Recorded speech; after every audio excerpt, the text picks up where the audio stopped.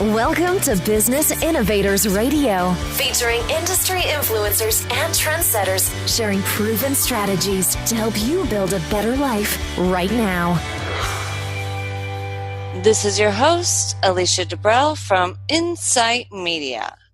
Today's guest is Trish Tagley. She helps business executives create strong teams, nurture future leaders, and moves current leaders out of the worn-down groove. Trish speaks about the fundamentals of powerful leadership and more recently about leadership in times of crisis. She creates the right environment, whether it be in consulting, speaking, seminars, or workshops that gives leaders the tools and understanding of how to better serve the people that they are in charge of. Trish is also a #1 international best-selling author for her book called Everybody Knows You Suck: Bad Boss Stories, as Assistant Guide. So, without further ado, I want to welcome Trish Tagley to the show. Hi, Trish. Welcome to the show. Hi, Alicia. How are you? Good. So, can you just tell me a little bit about yourself and your business experience? So basically, I come out of corporate, the advertising industry specifically, and I went up through the ranks, junior producer, project manager, all the way up to director level. My last position in corporate was director of project management. From there, I decided that I would best serve the business world by going off on my own and actually coaching people on leadership. There seems to be a dearth of leaders out there, a lot of titles, but not that many leaders. So I figured that because I have the ability to train and teach people leadership skills, I would go out on my own, like I said, and do that, and I have. And how do you like it so far? I love working for myself, obviously. There's a lot of perks that go with that. You know, it's your own time. You set up your own time. You choose your clientele. But there's also the difficult part where sometimes you really do have to put yourself out there and network, and you meet a lot of people, but there's a lot of weeding through. So there's ups and downs, but I do prefer to be on my own, that's for sure. Okay. So I want to talk about your book. I know it's a #1 international bestseller, and it's called Everybody Knows You Suck: Bad Boss Stories, as Assistant Guide. I love the name about it, by the way. It's catchy, it's effective, but what was behind you writing it?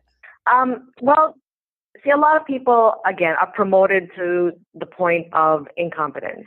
And that's not necessarily their fault because their bosses have the responsibility to train them before they promote them.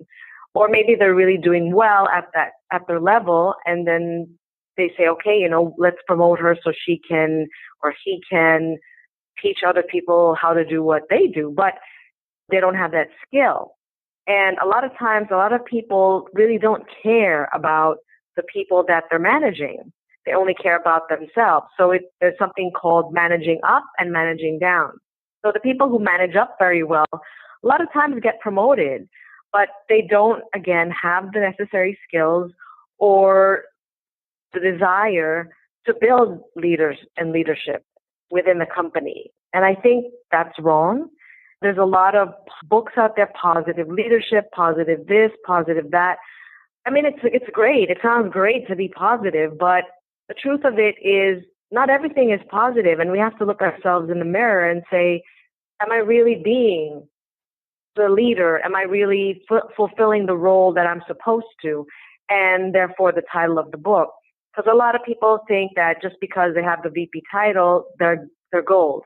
They don't know that in the hallways, the people that they're managing and even other people that they're working with, maybe at junior levels, are talking behind their back. Although there's a golden rule, don't gossip, let's be real. We're human beings. We're going to talk about each other, especially if we're dissatisfied. And that's the whole thing, is you don't hear that conversation. So this book will spotlight some of the not so pretty characteristics of certain leaders out there, and it guides them. It doesn't just say, you suck, okay? It's like, this is the situation. This is how the employee saw it. This is what you didn't do right, and this is how to correct it.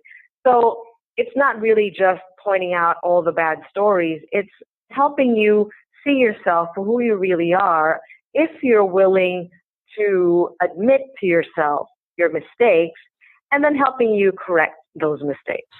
Okay. Well, I like it. It's definitely, well, first of all, I thought the title was phenomenal. And I like that you're approaching this from a different side, a different viewpoint. So when readers pick up the book and they read it, what would be the major takeaways they would get from it? Well, I would hope that if they recognize some of the not so savory characteristics in themselves, that they'll actually take steps to correct their behavior. You know, a long time ago, I did read another book that basically says if you keep bad leaders in those positions, you're going to lose the good people that are reporting to them. And we don't want turnover in companies. So my book is really out there for people who are getting promoted, who are in leadership positions, to hold up a mirror to themselves and say, hey, am I at fault here? Am I not doing the best that I can? Should I be trying a little harder to be a better leader and a role model for the people that are reporting to me? Because a lot of the behavior that we see in the people that are in senior positions, those are the behaviors that we model. If we see that they're getting away with stuff, then why won't we try and get away with that too? It's about integrity. And like I said, it's really just the whole point was to hold up a mirror and hopefully for people to take the advice seriously, because it's coming from, again, the chatter in the hallway, by the water cooler. You know, this is what's being said behind your back. Are you responsible enough to take this advice to heart and apply it and become the leader that you are? Okay. And so what has the feedback been from the readers? Well, so far it's been really great. Somebody wrote on Amazon that it'll make you cringe. And again, like I said, it's holding up a mirror to yourself. If you're guilty of the faults that are in there, then it'll make you take a step back. But it's a very black and white and a very honest take on leadership.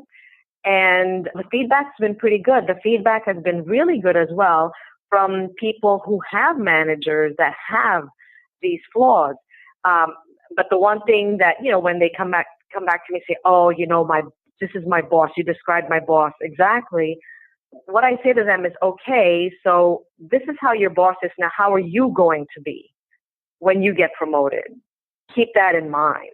Okay, so this is not just about, you know, quote unquote, gossiping about your boss. This is about like, now that you know, now that there's a spotlight on the flaws of certain leaders, what are you going to do when you become one?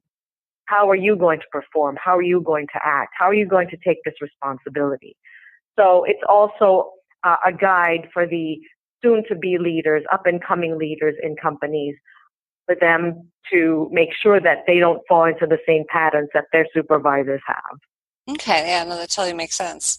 And so being a number one international best-selling author and having a best-selling book, how does that feel? I mean, that's huge.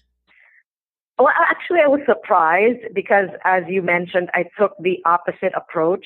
Everything out there is all about positivity and being positive, and I think that's just a cover-up when somebody asks a question that maybe certain people don't want to answer, don't have the answer to. They just turn around and go, just be positive. So like I said, I took a different angle and said, you know, bad boss stories. Okay, everybody knows you suck.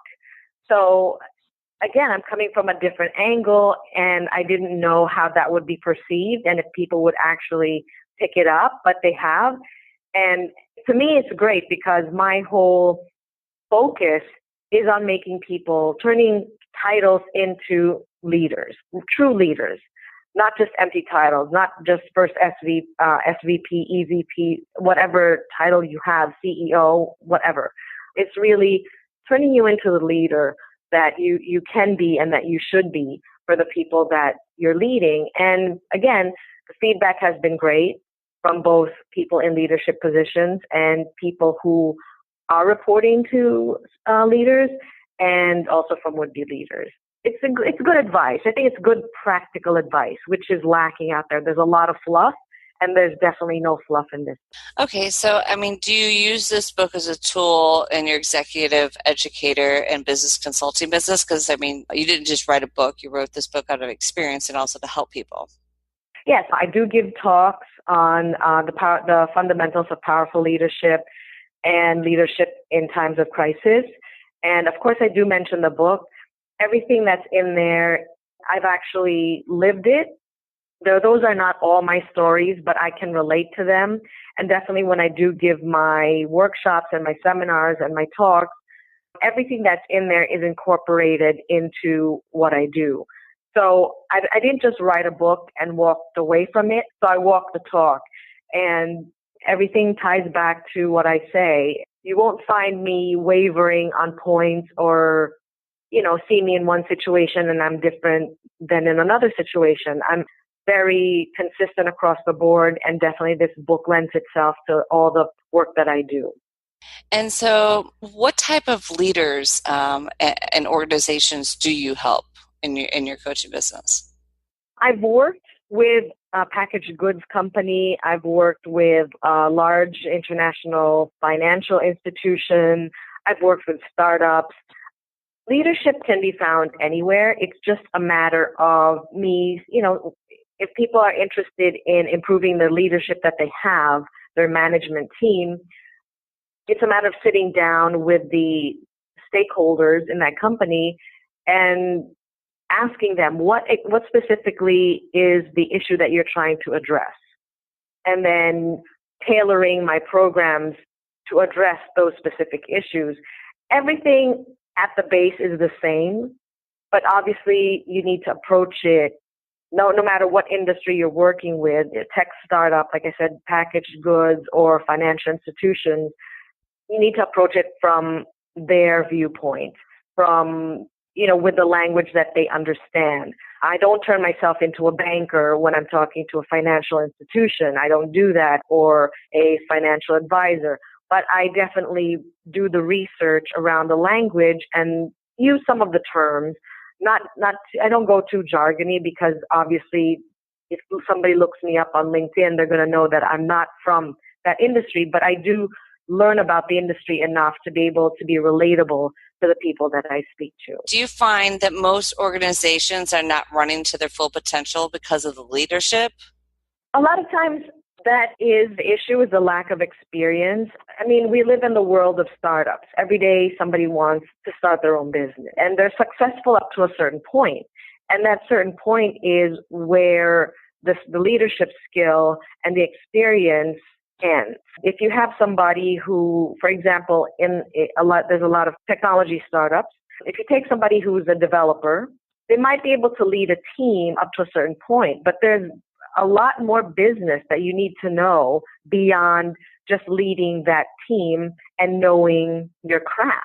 It's taking the business further and expanding it, and now you're adding other people to your teams. So again, they start to flounder, because if you let your ego get in the way and you don't bring in experts to help you to see where, I don't want to say patch the holes, because you actually want to learn, but to learn the areas that you don't, let's say it's the finance area, the operations part, then you're going to fail. So I do believe that I do believe in trickle down, where the leaders have the vision and they're the ones walking their teams forward, as opposed to leadership that says, okay guys, what's your idea, to their teams, and hopes that somebody comes up with something and then they just go along with that.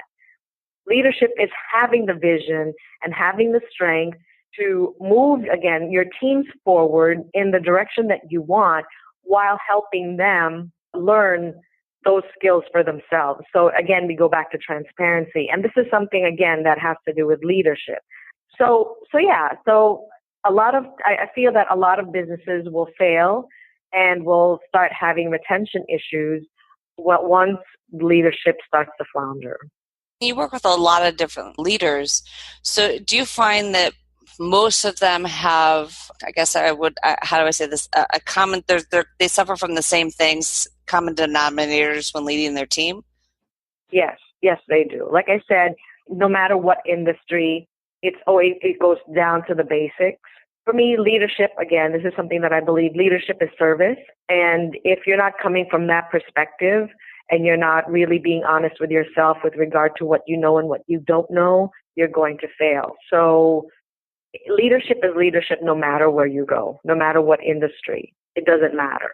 Okay. So how do you help the leaders get more clarity for themselves, and how does that, trickle down to the team? Well, I start with questions. Why is it that they feel the need to hire me? What is it that they're looking for? And usually that will start, when they start talking about the issues, I keep asking more and more questions until we get to the bottom of what it is really that's the issue. It's not me going in and saying, okay, you need to do this, this, this. Okay, it's what is your pain point? What are you feeling where you need to bring an outside expert? What's not going right for you right now? And again, then that will tell me how I need to address the issues that they're having, and that's how I help them, is by asking them. And again, it's and I've said this a million times, it's holding up that mirror. Maybe they don't recognize it, but I ask enough questions in order to get to the right answer, and then we go from there. Okay. So you also help your clients drive efficiency through connecting and motivating your teams. How do you do that? A lot of times it's really just paying attention. It's as basic as that. Just to give you an example, I worked for an agency one time when the supervisor wanted to have a meeting with their team members. They would tell the team member to set up the meeting. I would never do that. I would set up the meeting with my team member. I would put it in their calendar. I would send them an invite. And to me, that made them feel, I felt with them, that it made them feel that I thought they were important, that I would set up and set aside that time to speak to them. So it's paying attention. What is it that really motivates the team? What is it that motivates the individuals that are reporting to you? Is it a pat on the back? Is it a thank you? Is it money? Is it vacation time? Is it just spending time with them? Is it teaching them? There's a lot of different things that motivate various people, but what is it that specifically motivates the person that is in front of you right now? If you don't know that as a supervisor, then you've already lost the game. So it's really getting to know the people that you're working with. And again, this doesn't mean that you go out with the drinks with them and party with them and they're your friends. They can be, but that's not always a motivator. What is it, again, getting to know the people that work for you and figuring out what is it that motivates them, paying attention to them. It's not about you, it's about them. So, like I said, that's my whole thing, is leadership is service. When you get to certain positions, it's not about you anymore. It's about who you're working with, who your team is, and how to make sure that they move together like a well-oiled machine. So what do you find to be the most difficult when getting leaders and their team, moving in the same direction or on the same page? Because I can't imagine that that's always an easy process. It's not always an easy process, but again, it goes back to the supervisor. Okay, people will do their jobs and, you might be able to muddle through, but that's really not the end goal for any leader. You want your team to do the best that they can. So, it's not so much how to get the people that are reporting to you to do what you want them to do. It's how do you reach out to them so that you all work well together. And again, the way to do that is something that I just said earlier, is get to know them, figure them out. And the other thing too is sometimes you are promoted to a position where you don't understand what this is, what that is. Ask questions. Just ask questions. Show interest in the job. Show interest in learning. Be transparent. You don't always have to have all the answers. Saying I don't know allows somebody else to say I don't know, to come to you and say I don't know. Because if it seems that you always have the answers, people are going to be afraid to approach you and ask you questions and and therefore they might fail at their job, and you don't want, and then it reflects poorly on you. So it's being transparent. It's asking questions. It's allowing yourself to be vulnerable and say, you know what, I don't have all the answers, but let me go find out. So it's a constant learning. It's a constant reaching out, whether you need to improve yourself or you need to improve the relationship with your team. It's constant. It doesn't stop. I mean, you know, at a certain point, if you have the same team over a period of time, you already know them, but then it goes further than that. What else do they need in order to keep improving?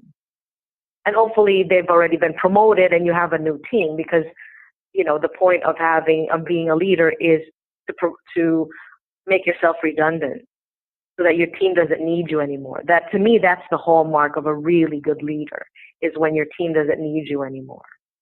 Then you move on and you train another team, a junior team, another junior team. People should be able to be promoted away from you and not just stuck reporting to you for years and years and years. At least that's what I believe. And how do you know that you're a good fit to help the organization or the leader? Well, again, it's through discussion. Everything that I say about getting to know people it's true for me and my getting to know my clients or possible clients, potential clients. You speak to them. A lot of times, maybe their idea of leadership is not service. And then they're right there and then it's not a good fit. Maybe they don't want to spend the time reaching out and understanding what their team needs, or they don't want to spend the time learning a new skill or learning about the craft in a different way than they're used to. So then that's where I'll say, yeah, this is not a good fit. And I also at that point, when I stand up from the table and leave, I don't expect to get a call back, because right there and then both of us will feel like this is not going to go anywhere. Because like I said, whatever I wrote in the book is what I live, and I don't pretend anything in order to get a client. If we're not on the same page with regard to philosophy, if they're not open to understanding ideas and understanding service and understanding their team, then definitely we're both going to feel it. It's not just me who's going to say, no, I don't want to work with you. We're both going to know that this is not going to happen. There's no moving forward. Okay, so when you start off with an organization, how do you know what needs improvement and where the holes are? It boils down to asking questions. Like I said, what is the pain point? Why are you calling me? I don't necessarily ask it in those terms. I don't ask that question in those terms, but you know, what is it that you need? What is it that you're looking to improve? What are you hearing from the people? What is the feedback that you're getting? Not just about your performance, or what's the feedback on the performance of your team? What's going on with the company? Why do you feel the need to bring in team building now? It's important to keep asking these questions, because the people themselves are going to tell you what it is that they need. Even though I'm a consultant, I'm not the consultant that goes in and says, okay, you need to change the whole company and this is how it's going to run. No. What is it that this company, this particular culture needs? Then I go from there. It's really just asking questions. It's the same thing. The leadership, so when I go in, I'm a pseudo leader to the leaders that are there. I don't work with them day to day. I'm not, their supervisor, but I'm basically saying I'm the role model. This is how I've worked with the people that have reported to me. This is how I've been a success with the businesses that I've run. Is that your same philosophy? Again, it's listening. It's being transparent. It's asking the right question. Okay. So what do you think sets you aside from the rest of the business consultants or coaches out there? I can find a ton of coaches online easily. So what makes you different? Well, what makes me different is I get people to their end goals quicker than most coaches do, or consultants, actually. I prefer to be called a consultant. And a lot of times people will say, oh, sign on and, we'll have a year to get to your goal, or we'll have half a year. No. I like to get to the bottom of things quickly and then move on. Because the quicker I get to the point, the better off the organization is. If you take too much time, I'm always able to step back and take the long view. And the way that I explain this is, if people put objects in front of me, like let's say eggs in a carton, right? The eggs are outside of the carton. I can listen to the answers and know one by one, put all the eggs in the carton and cover it up, and we're all done. For me, my strength is the ability to work through the issues quickly and get them to their goals much faster than another consultant would. Okay. And how do you know that the process is actually working? Well, you get feedback. So every step of the way, when there's a goal, when you talk to them, okay, this is the first goal. Because it's not just, okay, we're just going to overhaul everything and by next week you're done. It's not that. But baby step. Okay, this is the issue. This is the long vision, right? So then we set up the first goal. So the next time we have a conversation, then we figure out, did we reach that goal? If not, what's the issue? Now, if I do a workshop or a seminar, then I send out surveys and I get feedback. What worked, what didn't work. Then I tweak my workshops or my seminars to depending on what the feedback is. Sometimes, of course, you get feedback and it doesn't really apply. So, that's an outlier.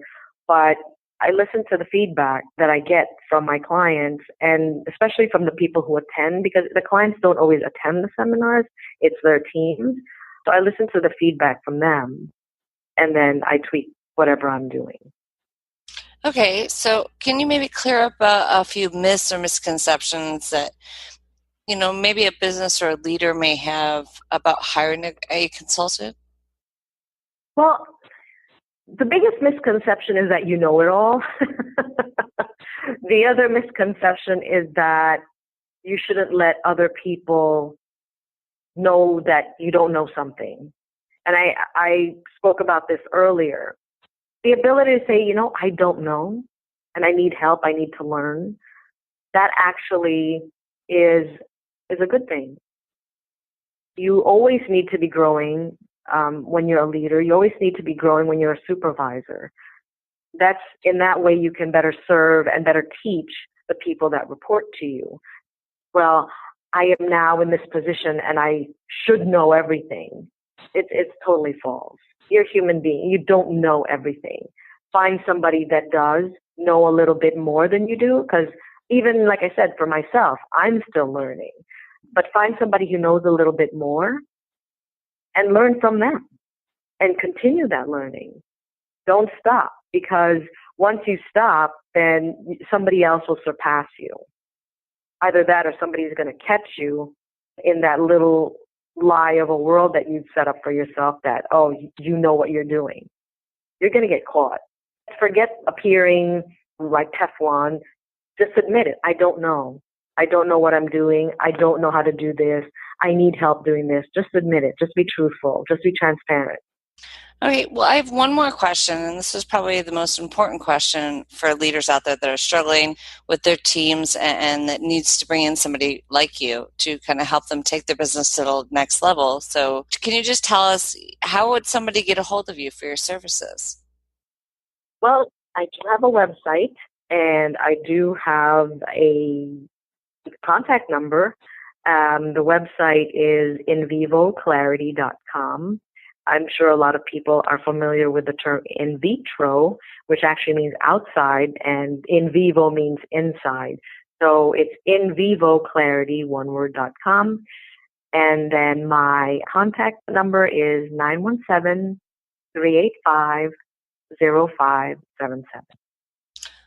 Well, Trish, I really want to say that thank you so much for your time today. This was a great interview. Congratulations on the success of the book. I think that's so awesome. Thank you. And I really appreciate your time today. And I'm glad that you were able to get your message out there, not only by book, but here on the show. So that way people know, that there are options, and they're powerful options like you to bring on board. Okay, great. Thank you so much. It was nice speaking to you too. All right, guys, so you just listened to Trish Tagley, and this is your host, Alicia Dubrell from Insight Media. Until next time. Thanks for listening to Business Innovators Radio. To hear all episodes featuring leading industry influencers and trendsetters, visit us online at businessinnovatorsradio.com today.